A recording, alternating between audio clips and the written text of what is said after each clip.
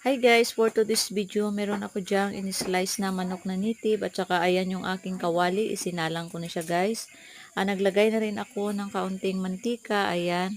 And then meron ako dyang bawang at saka sibuyas, ayan. And then sinilagay ko na rin siya sa sa aking kawali. Ayan, ginisa ko na kasunod yung bawang.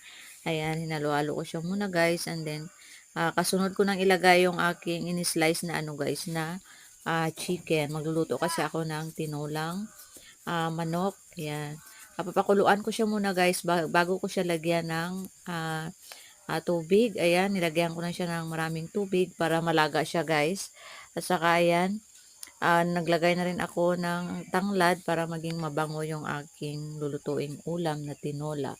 Ayan, kumulo na siya at saka meron ako dyang isang pirasong papaya. Ayan, in-slice ko siya muna guys bago ko siya balatan. Ayan.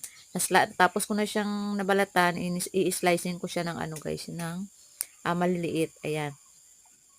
And then, hugasan ko na rin siya guys.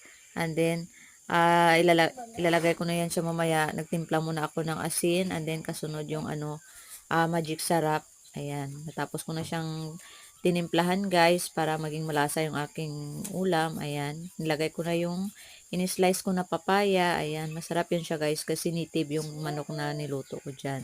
At saka meron ako dyang malunggay na himay-himay ko na. At saka ayan, nilagay ko na rin siya sa aking ah, nilagang manok. Ayan. Ayan, nalo-halo. At saka ayan na, kumulo na. Luto na yan siya guys. Ayan. Bye-bye. Thank you for watching.